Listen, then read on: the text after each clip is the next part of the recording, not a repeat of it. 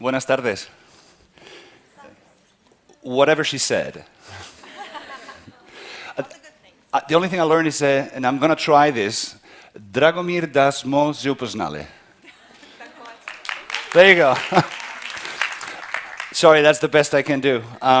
Good afternoon, everybody. I'm really excited to be here. Thank you so much to the team organizing HR World. And I'm fortunate. I would have loved to see some of the other keynotes. I've seen some of the program that you had today.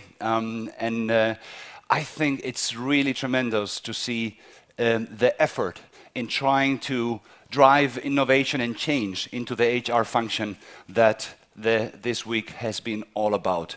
That's the good news. The bad news is you guys have so much work to do yet.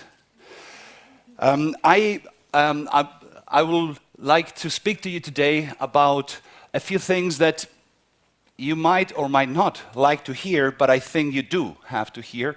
The HR function is currently, on the one side, at the rise in terms of its strategic importance, and on the other side, significantly challenged in terms of its current skills, capabilities, and voice at the table within the organizations, mostly worldwide.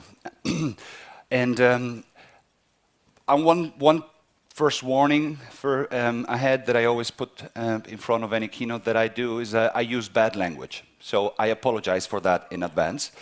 I also always say in my defense, there is a study from MIT that proved that people that use bad language are more trustworthy. So at least we have that. So I'd like to speak to you today about the future of work and a few of the trends that I've observed. About myself, I trust I've been briefly introduced. I am a passionate person in the context of technology and how it changes humanity. So for the last nearly 25 years since I started my career, I've been always at the forefront of technology, not in the context of how technology works, because I don't really give a shit as long as it does, but how it affects us, human beings, as customers, as users, as citizens, as employees, as talent, as candidates. And as such, I've had the luxury, because I believe the HR function is not one of the most important within a company, but actually the probably only really meaningful. And I've had the pleasure to guide several large corporations in Switzerland and in other countries in their digital transformation process in the context of HR. The first thing I'd like to share with you today is I have this stupid belief that every good idea fits on a post-it, and if it doesn't, it's not a good idea yet. And as such, I basically try to explain how the world of HR has transformed through digital technologies on a simple post-it. We used to have a very easy life when what happened inside a company usually stayed inside the company, and what happened outside the company were two different worlds. We are moving, or we have moved, into a situation, into an era in which those two are closely interconnected. So very often, and you're going to hear a lot about this today, as some of the major trends, the culture of a company and the employer brand and how it's perceived outside, which were eventually two different things that were worked on two different streams, are not only closely interconnected, they are exactly the same. A brand is what people say about you when you're not in the room. The company culture permeates to become the employer brand. And I'm not referring, when I say the employer brand, I'm not referring to the usual, and by the way, I apologize to everyone in this room. I know you guys don't do this, but I'm referring to all the other companies that do it wrong, all right? So the huge amount of employer branding bullshit bingo that is filled in your career websites. Those two things are interconnected, more so than ever, because your workforce, the people that work for you in your company, and your talent and your candidates that are outside of your company, that you're trying to eventually get into your company, they talk to each other. Believe it or not, they talk to each other. So in the past, we used to be able to control the messages when we had 2 or 3 television stations, 2 or 3 radio stations, and 2 or 3 newspapers in every given market. Now that's no longer the case. And that's a new reality that we need to face. We are naked, we are exposed. And we are behaving like nothing has changed. Again, not you guys, everybody else. So I'd like to share a few of these main changes that I've been observing and that I think will affect us or are affecting us. It's always easier to say what's coming. In most cases, if we're honest about it, this has been here for a long time. We heard it this morning from Sean. Technologies, digital technologies have been around for over 20 years. Facebook has been around for now 15 years. They are a grown teenager. LinkedIn was even earlier with us. So all of these changes are actually happening already.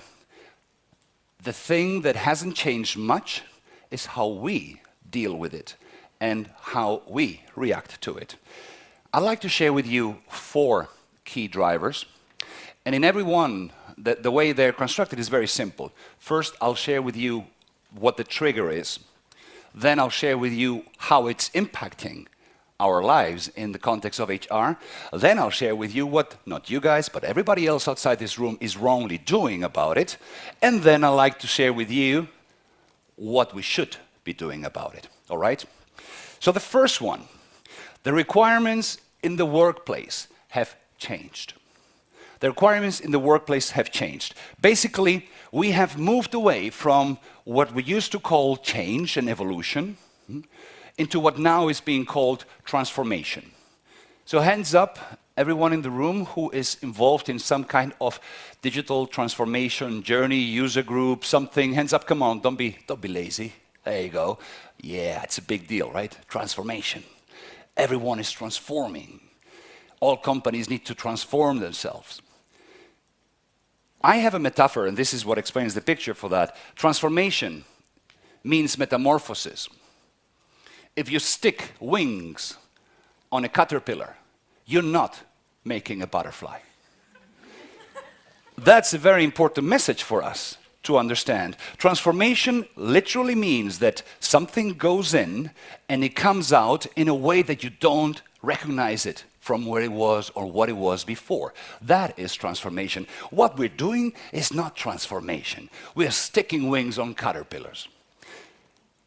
If you have a shitty process and you digitalize it, you have a digital city process, but it remains a shitty process. We used to advertise our open roles in newspapers.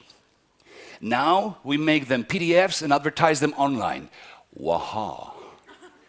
Well, that is not transformation. That's the same shit, but with ones and zeros as opposed to print on paper. That is not transformation. And in the context of how we are structured as companies, and this is the single largest potential challenge, there you go, right after lunch, is how we are structured in companies is fundamentally wrong. One of the main challenges that we face in the context of transformation, and by the way, we called it change, now we call it transformation, it will be radical reinvention in the next 10 years. The only thing that's happening is that we're leaving our homework undone and we need to accelerate it. How we are structured in organizations still today has barely changed since the Porter value chain in the 50s. We used to have an R&D department or product development department, and then sourcing, production, procurement, supply chain, marketing, sales, customer service, all of those things, right? The value chain as we know it. And that's exactly how our company is structured today. Still today. We have the same boxes that we used to have. Maybe we have a few more people in the IT box and a few less people in some other boxes. But the boxes and their structure and their relationship within each other are the same. And in terms of how decisions are made, we are still thinking and operating in the traditional pyramid scheme with this, from command and control, top-down, military structures, which is how we have learned over and over and over the centuries to evolve as a society and as an economy. And the thing is, it has changed already outside. It hasn't changed inside. And if we want to transform, we need to question not who is our next CEO, or or how many people should be put behind the production or the IT department or whatever. We should break down those silos and those boxes. They are keeping us captive from the new way of interacting and collaborating that we are experiencing already outside. It's very funny, but every time I enter a large company and you go through these, you know these revolving doors that make you feel claustrophobic when you enter a large company? You have this badge and you go, beep, and then you work like that, there you go. Now I'm inside the company, pow! That thing is not a protection or security measure. It's a fucking time machine. I have just entered an environment that is still existing how it was 25 freaking years ago. We have, in my last corporate gig, when I entered the company, I had an Internet Explorer, first of all, the most stupid browser you can ever use, that was 3 to 4 versions older than any standard that anyone outside the company could download for free. My computer all of a sudden became heavy and slow, and I don't know why. And I wasn't allowed to use my phone or go on Facebook, because our employees, if we give them access to Facebook on the workplace, they're never gonna perform. They'll be watching cat fucking videos every day. Right? So let's do that. Let's prohibit the access to Facebook on the workspace. That will raise the productivity of everybody. Well, first of all, you got a phone and you check your phone for cat pictures if that's what you need. But what I usually tell executives is if that is what you fear, then you should fire everyone you have employed, because you obviously have employed lazy, irresponsible bastards. Get rid of all of them. Because if you are afraid that if the only thing that is allowing the productivity of your company is that people don't have access to Facebook, then you have, first of all, very boring tasks and very, very, very lazy and unresponsible employees, and you should get rid of lazy and unresponsible employees. We need to break down the silos and the thinking of how we are structured, because how we are structured is how we operate, and how we operate determines whether we are transformed or not. The world has become liquid. We operate and live in networks that are collaborative with each other, where roles change, where status and seniority play a lesser role than it used to. We are interconnected. Everyone speaks to each other. Still, our company is in a pyramid and it's boxed. Organizational diagrams have barely changed, while the world has become a fluent network where everybody reaches out to everybody. Here is collaboration. There we got competition. We need to change that. What we need to look into is making our organization liquid and build networks where there are no roles and turfs that people try to defend, fighting against each other for budget and decision power, a number of FTEs. What we have are multifunctional teams where HR and sales and marketing and product development are working on agile projects. And we go away from roles to projects. We go away from ownership and competition to collaboration. We need to be much more agile. Forget boxes. Now, the main challenge is that those boxes are the shit I've been fighting for 25 years to get into. And I understand that. And I'm sorry for your loss. But the question is this about you, or is it about the success of your company? Because if you want your company to exist for another 15 years, then you will have to do something about the way you operate and how you're structured. Because, and I observed this in my last corporate gig, true story, funny anecdote if I may. I had a Rolodex. And in the Rolodex, I used to put business cards. And those business cards, based on my logic, I used to order on the letter of the name of the company. The company was a big, large Swiss corporation in the insurance business that started with a Z. And after 6 months into the job, my Z Rolodex section was packed. It was full. Everything else was empty. For 6 months, I had been working, and working for me meant that I only interacted with people from within the company. That is intellectual incest. How can we produce something that is critical, innovative, and touches the world outside if we ourselves are only dealing with ourselves and not touching anyone outside? The first thing I did is I went on a 2-week sales drive with the single biggest or the single most successful salesperson in the company. I followed him for 2 weeks to learn what does a customer fucking look like. Because I hadn't seen a customer in 6 months, and I was responsible globally for customer experience in the digital world. But I haven't seen a customer because it wasn't part of my box to see a customer. Someone else was in charge of that. How am I supposed to do that? Let's break down those boxes. Once we break the structures that hold us prisoners and hold our teams prisoners, and once we enable them to work and collaborate fluently without fear of failure or speaking to someone from legal or compliance, or that will help not creating silos and tribes, but a liquid organization that flourishes and thrives. And that is what we need. So don't be afraid. Next time someone asks you about, should we look into our organizational diagram? Yeah, actually, we should. Let's paint a new one. Let's start from scratch. Let's think fresh. Let's think from outside. What are the experiences we want to deliver as a company?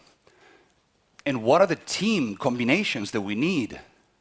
Because any single one of those silos in isolation will never be successful. Our products, whatever it is we do, whatever it is we sell, however we make money, they are consumed by stakeholders outside of the company. Value is generated from outside of the company. And that is one unified experience. Very often, I've told companies, I can depict your organizational diagram by looking at the homepage of your company website. If I look at the company website and understand how you are structured as a company, something is fundamentally wrong. Because what you've done is you've reflected your organizational diagram to the outside world, like, well, this is how we are structured, so deal with it. As opposed to, these are your needs, we are here to serve you, this is why we structure it this way. So restructure your company. Throw away the organizational diagram. There is another one. The relationship between employees and employers have changed.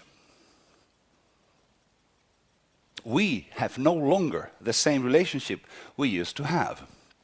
And in the future, I keep saying in the future, I don't know why I say in the future, it's already like that.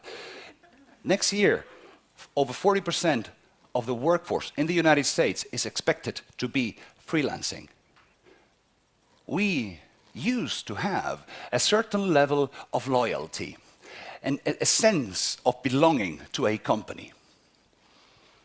As long as I did a good job, I stayed with the company. Very often, it happened, someone could do his apprenticeship or her apprenticeship in a given company and retire from the same company with a golden watch 30 years later. And as long as you do a good job, you keep on getting promoted until you reach your maximum level of incompetency as per Peter's principle, and then you stay there. And that was all right, and it worked. But that has changed too.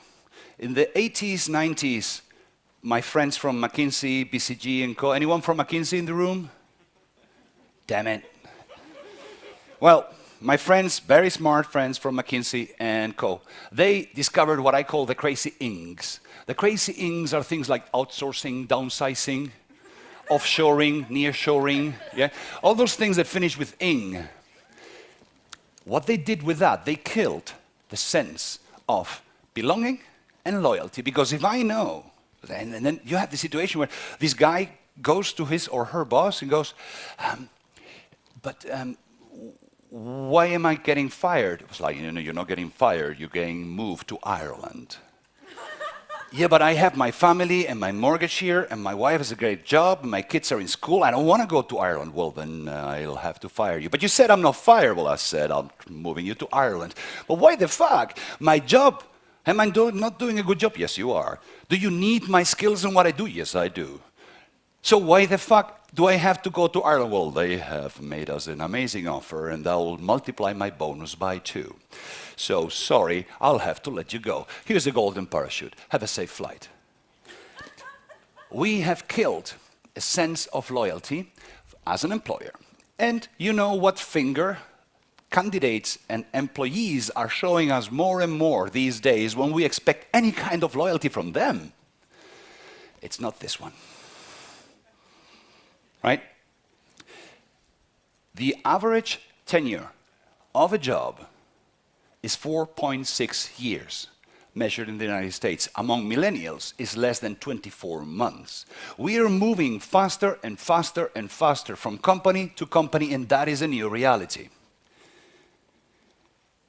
I believe in a future in which we all will be intellectual mercenaries. And that will be okay. We will no longer have a job. We will have several jobs. We will work in different works and environments. And we're going to do a project 3 days a week for the next 6 months with this company. And then we're going to work. And then we're going to take a 6-month sabbatical. And in the meantime, we're going to be teaching at this place, or we're going to be helping with something else. And then we're going to do 1 day a week of a project with someone else, or work in the evenings for this other company, and it's going to be fluent. There is no such thing as loyalty from the employer side. Why should there be any loyalty from the employee side? Employer retention, come on, give me a break. Give people amazing tasks. Make them work in incredibly great teams. Reward them for outstanding contributions. You don't need an employee retention freaking program. They'll just stay and love to work with you, and then they will move on and eventually come back. That liquid workforce that we refer to, that's about to become a reality. And what do we do in the context of this? We have still the typical outdated hiring systems and processes where we attract, first of all, mostly active candidates. By the way, a recent study, 25% of the workforce worldwide is actively seeking for a new job. It's not always, there is obviously a logical correlation between the unemployment rate and the number of active job seekers, but sometimes you are not unemployed, you just have a shitty boss and you want to leave, or you haven't been promoted for 6 years and everybody's being promoted for the wrong reasons right and left, so you want to move on. 25% of people out there are looking for new jobs. Do you know the number of so-called passive candidates that would switch to your company if you offer them the right opportunity? Hands up who thinks the total number of possible candidates out there, active and passive, is 40%. 50. Do I hear 60? Anyone? 70? Do I hear 80? 80? We get a 90 somewhere? 90? 90%? 100? The number is 91. 91% of all employees will turn their back on you for the better opportunity elsewhere.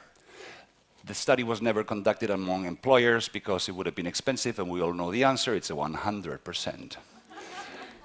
So in other words, there is no such thing, right, with few exceptions eventually, there is no such thing as employer-employee loyalty.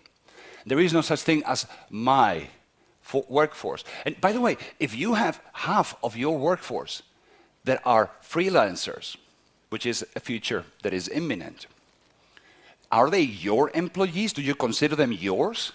Are they treated differently? How do we deal with that kind of workforce? And how do we attract, if we know that of this room in here, I could put out a job ad and eventually have therefore access to this part of the room who is actively looking for a job. Or I could go out and reach out to everyone. There's nothing wrong with people who are actively looking for a job. There is only one huge advantage in those who are not only actively looking, but passive candidates. They're just more. If I have access to 91% of the whole population of my next accounting controller, why would I compromise accessing only the 25% who are looking? So we need to change the way we recruit. We need to be aware of the fact that we are becoming a liquid workforce, and that everyone is a candidate. And we need to therefore have significantly more fluent ways of hiring people, letting them come in and letting them leave. And what I advocate for is don't pull your candidates. Sorry, don't push for recruiting of candidates. Pull them in. 550 million people are active on LinkedIn. 91% of them would switch for the next job. When I need a new employee, I don't advertise a role. I go shopping in the supermarket of people, and I look for who do I think would be a good fit, and I just pick them, because I know they're all for grabs. 90% chances they will say, well, tell me more. 25% chances they'll say, thank you. And only 9% chances they'll say, oh, sorry, I'm all right. Have a good day.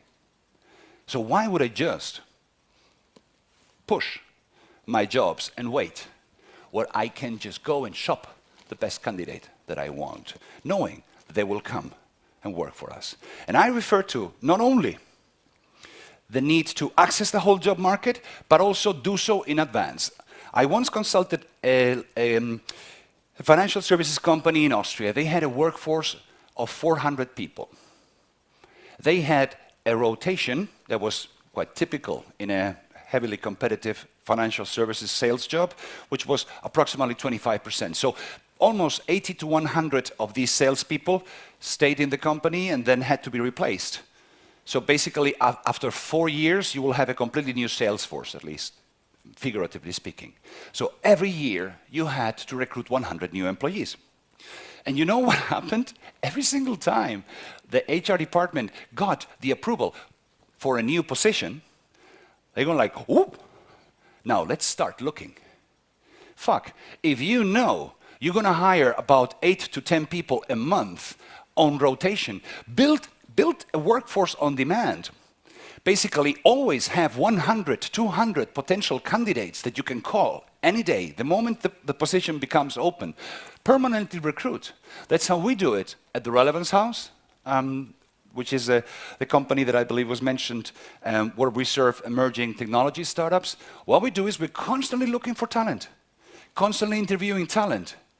It's like we don't have a role right now, but we're looking for people for when we have a role.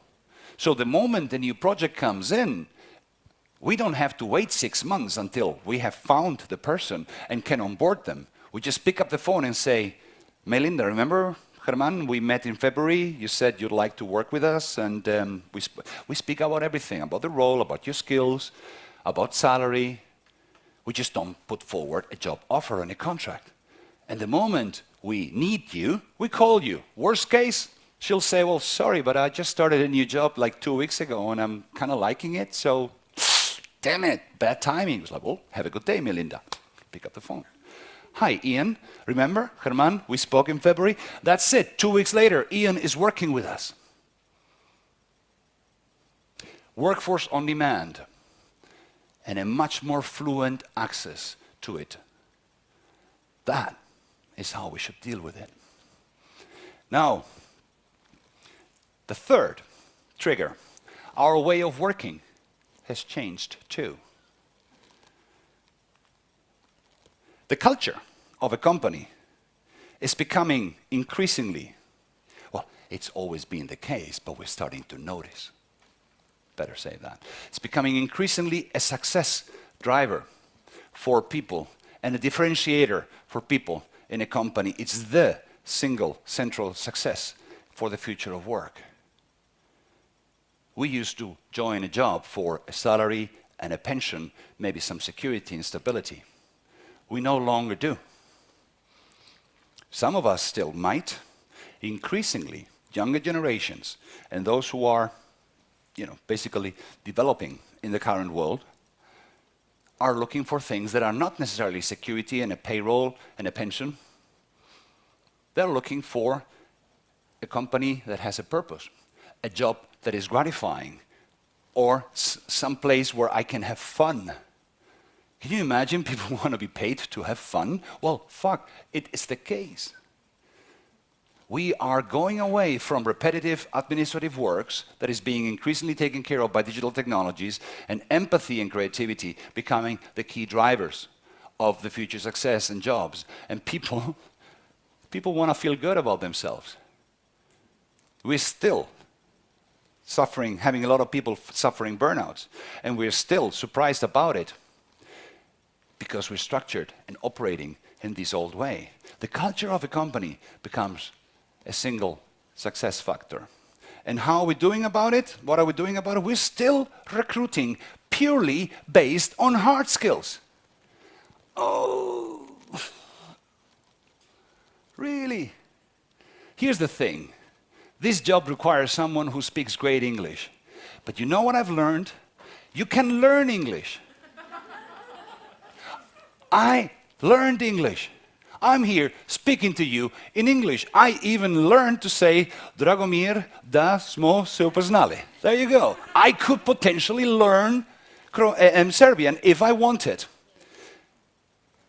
But I will never learn to be a team player if I haven't learned it by now. I won't become creative overnight if I am not by nature creative.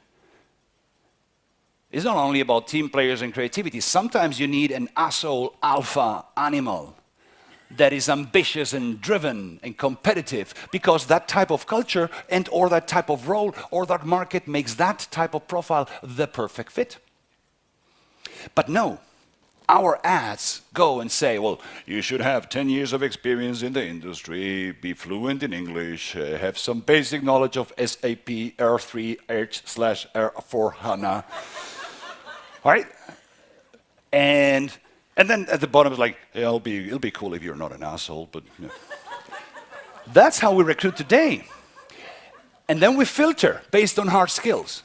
And out of everyone we got, it's like, oh, we got 200 applications. Well, let's pick the one that speaks best English.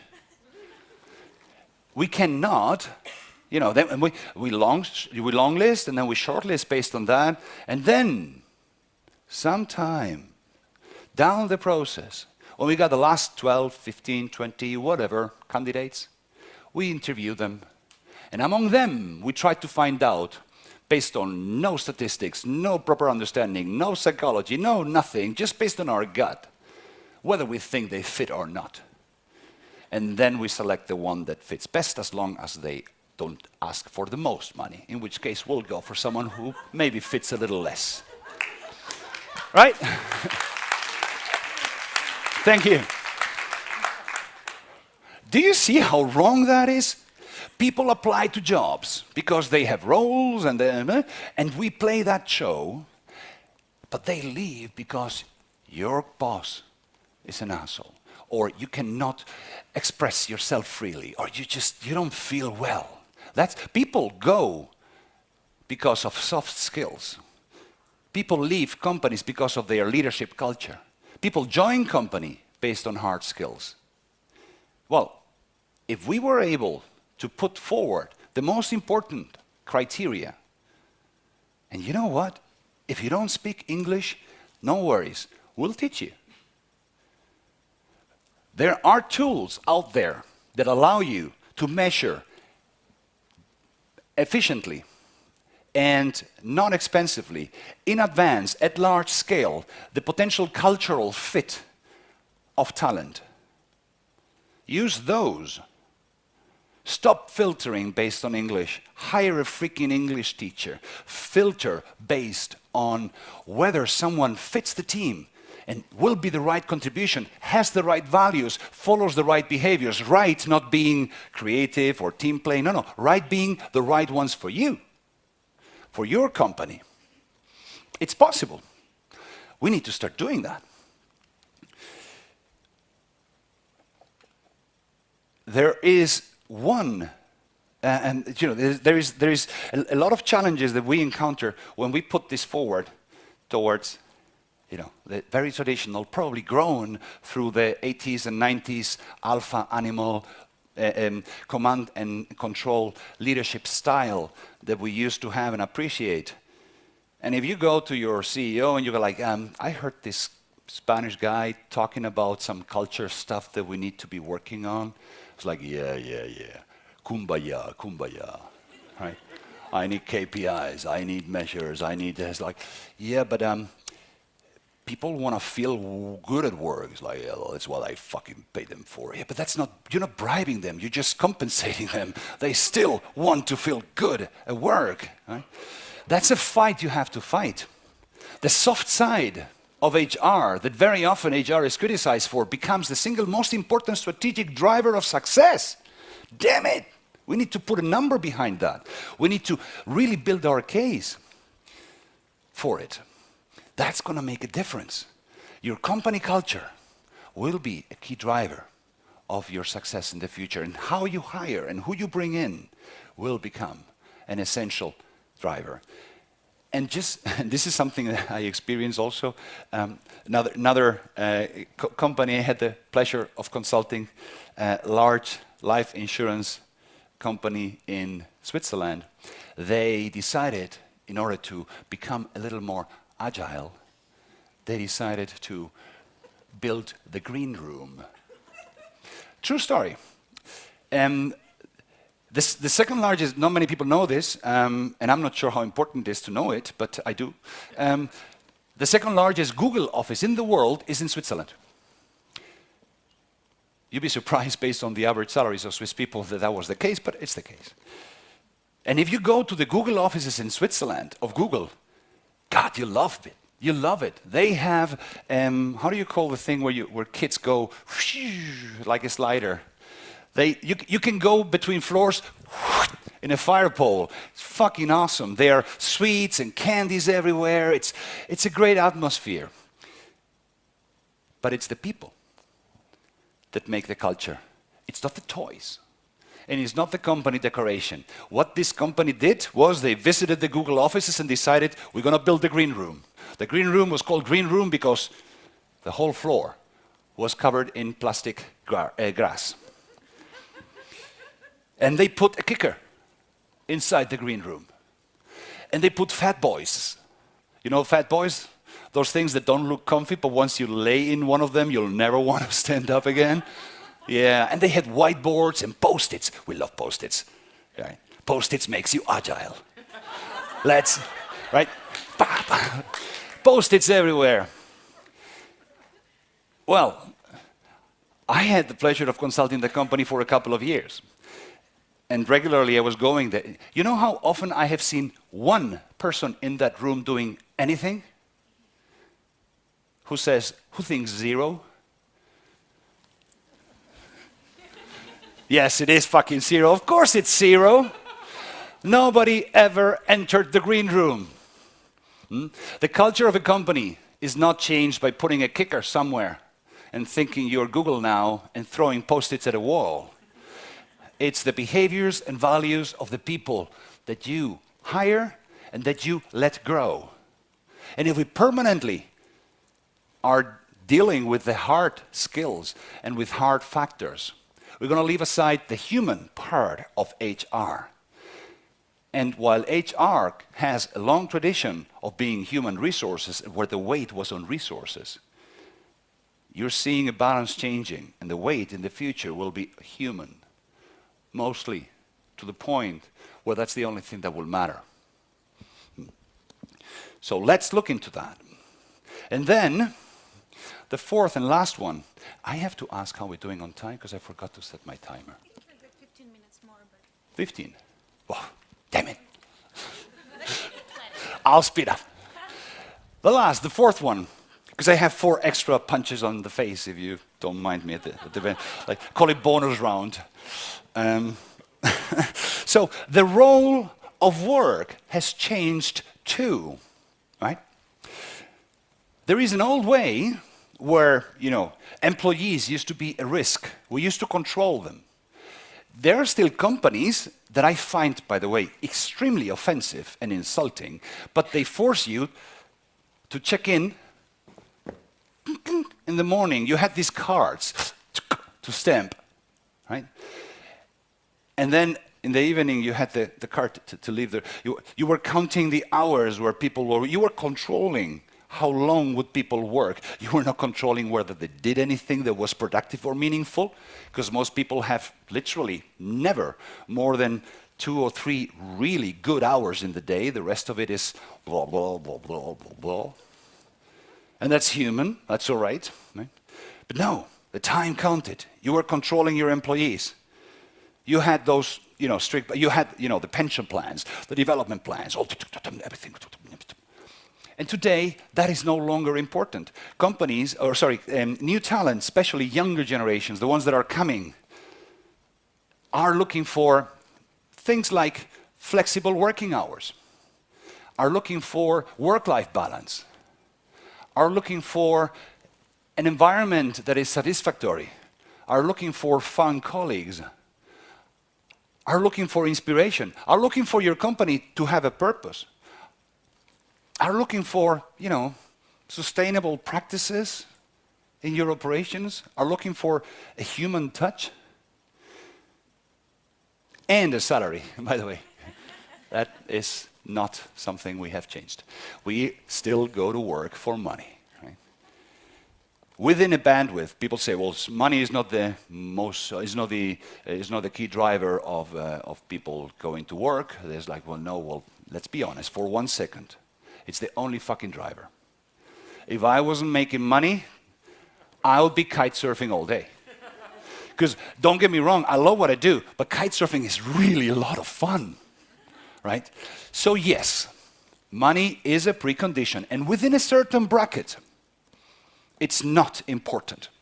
So whether I make 100 or 120, it's not that important within that specific bracket. Obviously, if you're going to pay me $1 million, money becomes really important. Or if you want to cut my salary in half, then... But within that bracket, then everything else becomes really important. Now, what we do, my favorite description of how fucked up our employer branding is. This is a true story, by the way. Everybody can Google this. Have you ever been to McDonald's? Come on, hands up. Everybody who's been to McDonald's, honestly, there you go. Good. There's nothing, it's not the best culinary experience, but let's be honest, sometimes you just need it. So, if you go to McDonald's and you ask McDonald's, how does a Big Mac look like? McDonald's will show you this, right? That's it. You go there and you go, wow. All those little sesame dots on the bun. Not too much sauce, but also not too dry. The cheese is melted, but not dripping. Perfect. I want that. And then you pay. And then you get your Big Mac. And your Big Mac looks like that. Damn it! Where are all the sesame thingies? Why is the cheese stiff like it came fresh from the fridge? Because it did. Now, before the time where we invented digital technologies and Wikipedia, for example, there was no alternative to it. The only way to know how a Big Mac looked was to order one, right? But today we have collective intelligence, digital technologies, and if you go to Wikipedia, which is the single largest source of collective intelligence there is in the world, and you ask on Wikipedia, how does a Big Mac really look like? I'm going to say, well, it's more like this. And this is an original picture from the Wikipedia. If you Google on Wikipedia, Google is a verb. How cool is that? If you Google Wikipedia, Big Mac on Wikipedia, you get that. This looks much more familiar, right? Well, now let's translate this into the career website that you have built. And I ask, hey company, how is it to work with you? And you'll go like that, right? And there goes the employer branding bullshit bingo, aka EBBB. EBBB will tell you, we're all about diversity and inclusion. We have an open feedback culture. Blah, blah, and blah, blah, and blah, blah. My personal theory, 3 people in the world have written the texts for every single career website. You go on WordPress and you're like, career website template. Oh, it's already filled out with content. All right, I'll take it. Right? Get the images, diversity showing pictures. And then you actually accept the job and you go to work for the company. And all of a sudden you realize the cheese isn't melted. And there are no sesame dots on top of it. At least not as many as you would like to, and it's not as many as you told me. Right? I always tell candidates, the last place in the world you should look for relevant information on how it is to work for a given company is the career website of a given company. And if you take career websites from companies, you take away the logos, you have no fucking clue what company you're talking about. And that is not only scary, but it's a shame. Well, you know why? Because before we had no other option, but now we do. Because the circle has closed. Your employer brand is your company culture brought outside of the world by your workforce. You go on Glassdoor, on Kununu, on several platforms where you have employer review sites.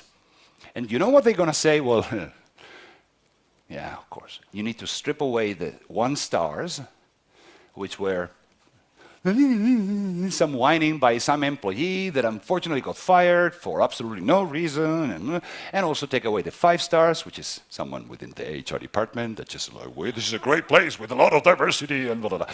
If you strip away those and you start looking, it's like, well, it's a good place to work if you're into politics, because this is a very political place to work. And if you are okay with that, you will be able to thrive. But if you're not, then you shouldn't work here. Well, you don't say that on the career side, right? I look forward to career sites that say something honest. I know companies whose career sites should say something like, well, you come to work for us, you forget about your life, forget about your youth, forget about having a relationship that somewhat stands, right? But if you make it over 3 years with us, you're going to have so much freaking money, and you're going to have learned so many hard skills that will take you as an alpha animal all the way through your career. And you'll be successful. If you're okay with that, come join us. Fight with us. If you have an issue with that, get the hell out of here, sissy. That's an honest website. I know companies that operate like that. They're very successful. They're great places to work for people with those skills. But no, if you check their career site, it says, we're all about diversity and inclusion, and we're all about the feedback culture, and blah, blah, and collaborative, and teamwork, and team spirit, and fuck you. That's not true, and we know it. Why? Because we check them out. We check them out on the Wikipedia of employer brands. And we don't buy it. We still will play the dog and pony show. But we need to be aware of that. We need to see what are people saying about us when we are not in the room. Because that is our employer brand. That is our company culture. Your company culture, that's your employer brand. And if your company culture is competitive, then for God's sake, don't talk about teamwork and collaboration. The best thing that can happen is that the lie that you have put forward will last long enough for someone to sign an employment contract, pass their probation period, and 6 months later, land somewhere else with a burnout, or be unproductive, or want to leave, or just not perform, and you'll have to replace them, which is going to cost you another 30 to 40,000 K. Well, just don't get the person like right now. I mean, like kids, fucking lazy, expensive pieces of nothing. I don't want kids. Well, guess what? That's going to cost you a divorce eventually. And that can be expensive. So why don't say it just from the beginning? It's like, listen, sorry, I'm not into kids. If you're okay with that, then let's do it. If you have an issue with that, then cheers to a healthy life. We're not helping ourselves by trying to lie ourselves. And our culture and our employer brand are the one and the same, and they are out in the open. Right? So let's work on that. And let's take it serious.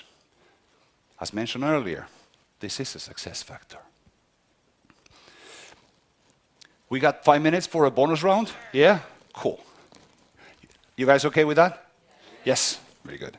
All right, first, MBOs. Your employee review process, your performance reviews, your MBOs are broken, kaput. They suck. How often we sit down in January, it's like, okay, I know that the life and the cycles are changing faster and faster, and I know that we have no idea what's going to happen in June or in July, but let's assume that we know, and let's set some goals and KPIs now, and let's review them in 12 months, right? So see you in 12 months and see how you're doing. How can we be living in an agile and fast evolving world and market and dynamic and pretend that we know in January what the hell is going to be important in December, and we can determine it and we can just stick by it? You know, my last corporate gig, true story, I had 4 bosses in 3 years. True story number 1, true story number 2. Not once I set my goals with the same person who reviewed my goals with me. And it's like, well, I'm so sorry that you are unhappy with that, but these are the goals you decide. I was like, but you know how many things happen? If I am head of digital innovation, I am reinventing this company within 12 months. I'm supposed to have created a new company, and I have no idea what it's going to look like. So why are we going to pretend that we know? But that is not only first, permanent feedback. Feedback loops all the time. Like, sorry, boss, I have an issue I'd like to talk with you about. Sorry, that have to wait until January. Yeah, but we have May, and I'm not sure I'm going to survive until January. Well, talk to HR. It's kaput. It doesn't work. Not like that. But you know what's worst? The worst part is not only that the frequency and the style and everything else is completely outdated and just plain stupid, but that we, by defining usually department goals and individual goals, are perpetuating the KPIs and behaviors of the people operating in it. If I, in sales, am only measured by sales results, my sales silo will be forever, because I'm going to give a shit about anything that is right or left. I'm just going to hit my goals because my bonus depends on it. And maybe there is 15% of my bonus depending on the overall company performance, but since I am a small wheel in a big machine, I have no influence on it, so I'll stick to my 85. And those are sales goals. How I managed to change that? A long time ago in a company, it was a beverage company I had the pleasure to work with, sales and marketing didn't get along. Literally fighting. Almost physical. You know why? Marketing had marketing goals and sales had sales goals. You know how I managed to change that after observing it for a while? Every single person in my marketing team got sales goals. Every single one had sales goals. All of a sudden, everyone in my team had a profound interest in understanding how the heck what do people in sales do? What do they need? How does it work? How do I sell? Next year, first of all, everybody hit their goals. Turns out marketeers are good salespeople if you incentivize them to be so. And second of all, the problem between marketing and sales was broken. It worked. So changed the frequency and also changed the behaviors you reward. Because if you reward individual silo behaviors, you will never be able to break a silo. And if you think of the first trigger that I mentioned to you, that you have to break those silos, well then this might be the easiest way. Give a lawyer in your company as a goal not minimize the litigation cost of this operation, but give them marketing goals. All of a sudden, things that they would say no to, they will find creative ways to make legally possible because they have goals beyond not going to court. My last corporate lawyer, we called him Dr. No, because no matter whatever you've suggested, it wasn't plain vanilla, he said no. Why? Because he wasn't paid to raise brand awareness or increase market share. He was just paid to not go to court. So, and he was a bottleneck of innovation of massive dimensions. Your candidate experience stink. I don't know if anyone in the room uses Taleo. You know, you're familiar with Taleo and all the like? Hands up. Don't be shy. Stop it. Stop it. Burn it down to the ground. Taleo is an offense to human nature. If I was the product owner of Taleo, I would gamify. Anyone from Taleo in the room? We need to talk.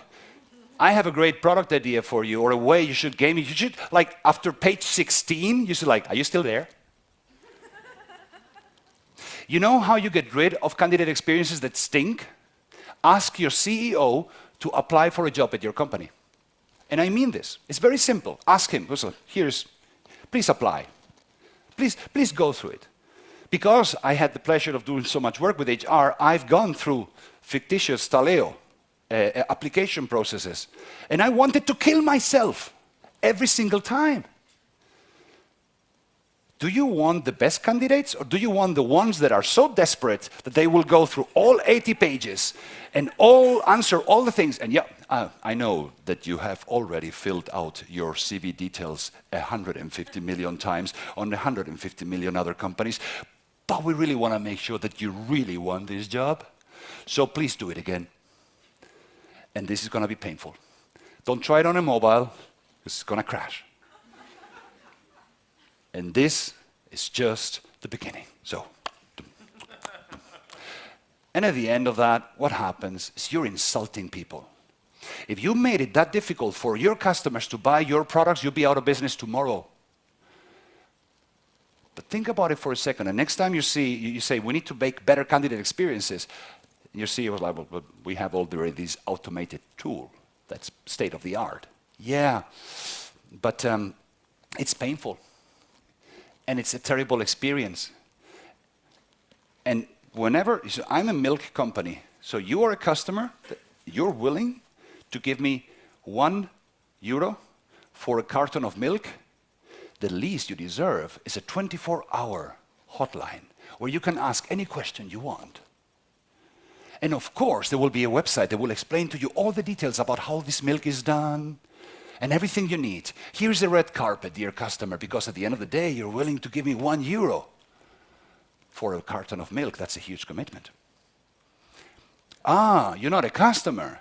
You're just someone who is willing to spend the next 4.6 years waking up in the morning, putting a suit on, coming to work, eating the shit I give you in the canteen, and leaving late, maybe answering emails on the weekend, giving us the best of your youth, your energy, your intelligence, your creativity, your passion, your everything for the next 5 years? I want to make sure you really mean that. So here is a terrible experience for you to go through. If we treated our customers the way we treat our employees, the candidates that apply to our jobs, we'd be out of business.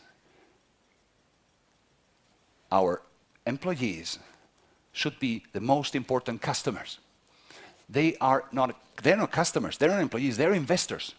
They invest the only thing they have, which is time and skills and passion and energy for years for you to thrive. And you put them through hell before you decide whether you're good enough for me to talk with you and look into your human sides.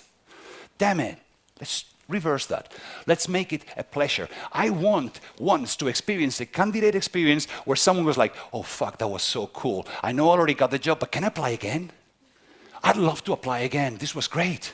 Let's do it again. That's the kind of reaction you should look for. I look forward for my phone to break so I can go to Apple. because I know it'll be a great experience. That's a weird thought, right? But it's the true one. I don't look forward to have to look for a job because everyone says that's painful. We should make it fun. That'll differentiate you. Your company culture is a PPT.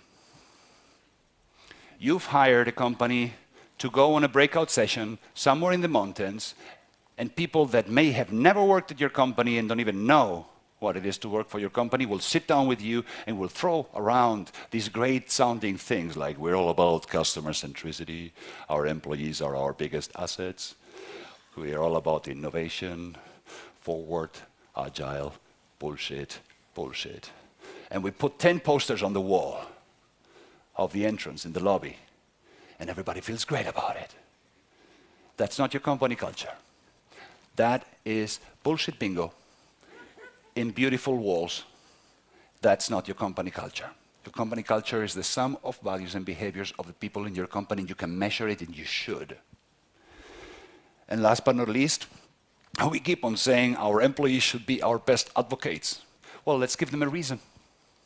Let's give them a reason. I want people in my company to be so proud, so happy, so inspired, and feel so good that they can't stop telling the rest of the world how great we are. But we need to give them a reason. I've had conversations with CEOs like, well, everybody should be amplifying and posting our content on social media and recommending clients and having referral programs and what have you, because we pay them. Well, you don't pay them for that. You pay them for the eventual shitty job you gave them, but you don't pay them to love you and believe in you and basically amplify. And if at best, if you don't treat them good enough, they're going to help their friends not to fall into the same trap they fell in. Let's turn it around. Let's make people love coming to work in the morning, love being able to work at your company, and you won't have to reward anyone for anything beyond that. They're going to just scream it to the world. And your Big Mac is going to be better at Wikipedia than it is at your own pictures. And that's what we should strive for. And let's hurry up. We have so much to do. Let's not leave it hanging. Let's not be afraid of failing and making mistakes, because it's very likely that it's going to be better than whatever it is we're doing right now. Thank you very much.